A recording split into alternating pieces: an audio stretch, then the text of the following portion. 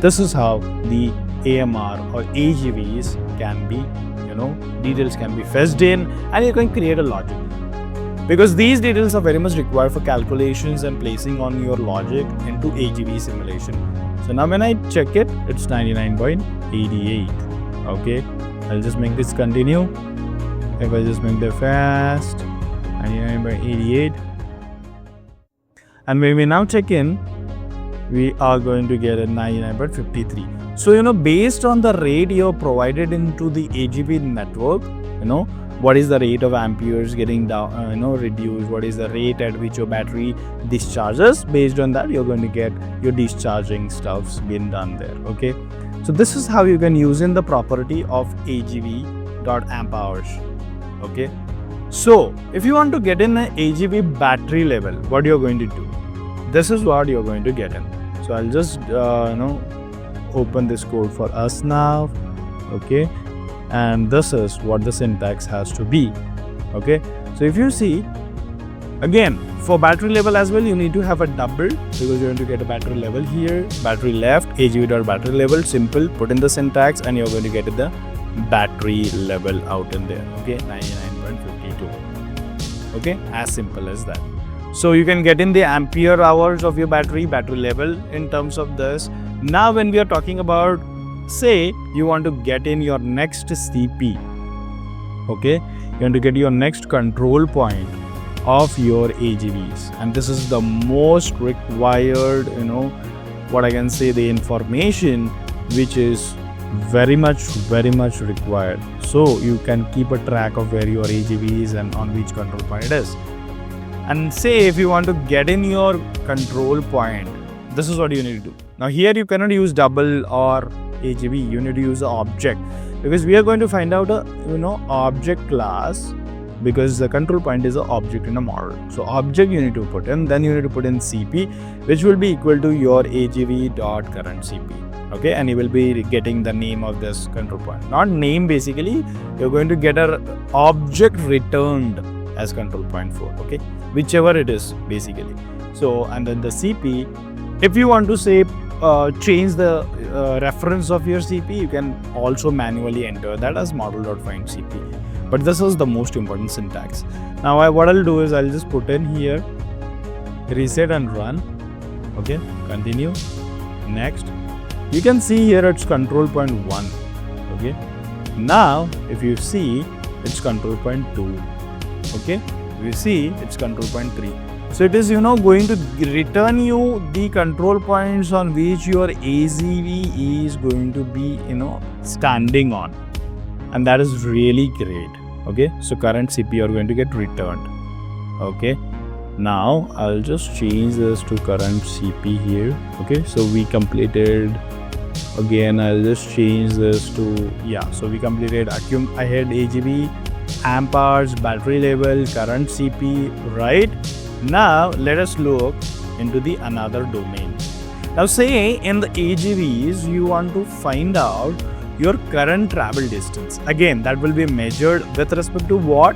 It will be measured with respect to its initial start control point. So say the AGV starts from the control point 1, it is going to measure the distance with respect to control point 1. Okay, and then when it is going to come back again here, the distance is going to be 0, and again the distance starts. Okay, this is how this works. Say, so if you want to measure that at what distance is your AGV from your from your start point, then this is very important. This is very important feature. Okay, this is very important syntax. So you need to have this into your mind. So whenever you want to get in the distance of your AGV from your starting point, this is what you are going to use. Again, this is going to be in double because you're going to get in a distance. Current travel, I've just put it in a variable equal to AGV.current travel distance. I'll just put this apply and let us hit a run and check that. Okay, so the current travel is 0. Great. Now you see it's 3.63. Again, it would depend on your model units. My model is in meters, so 3.63 meters. Then if you check now, it's 7.33 again, right? So this is how you're going to get in the distances the moment it goes away from your point. when it comes here, it's going to measure the complete distance in circle, 53 or something, it will be coming out.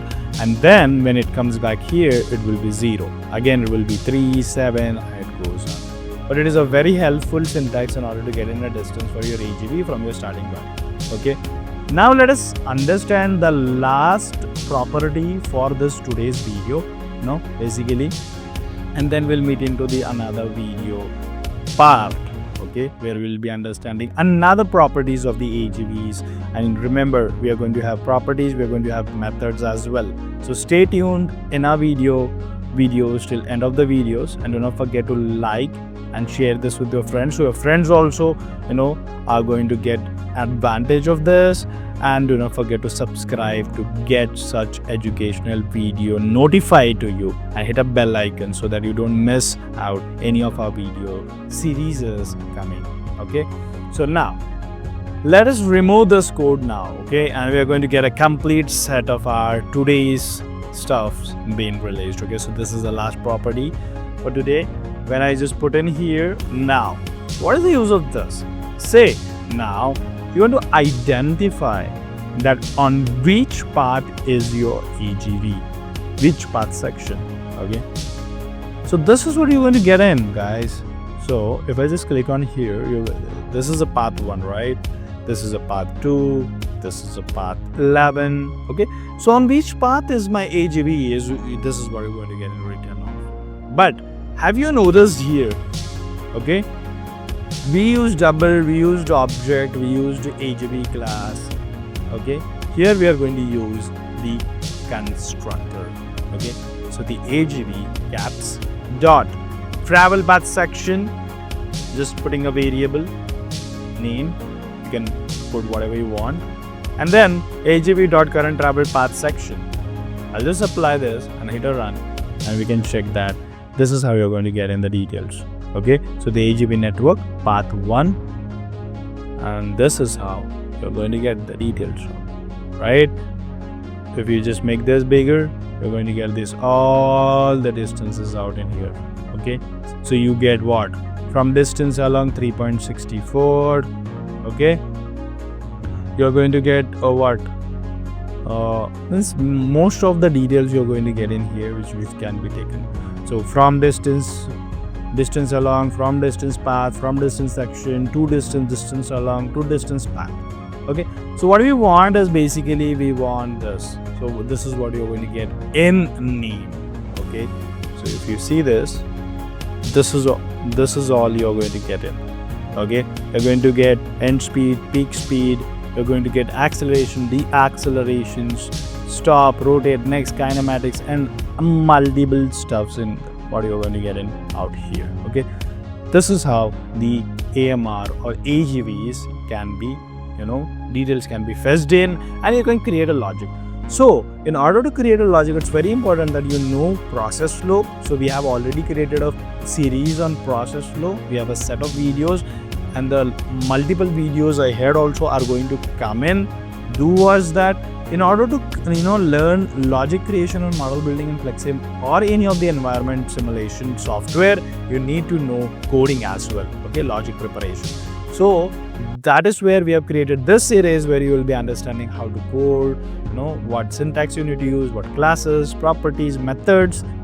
So combination of this is going to make you an advanced simulation engineer or advanced simulation expert. So stay tuned with us for the complete new video series which we are bringing to you. Okay, so let us meet in grand interesting another video where we will be understanding different set of properties of AGV which can help you get the details, which can help you create advanced AGV logic or AMR logic. Okay, so that's all for today, guys. Let us meet another grand interesting video on Leansimcorp channel. Keep visiting our website leansimcorp.com and our YouTube channel. Thanks a lot for your love. Bye bye.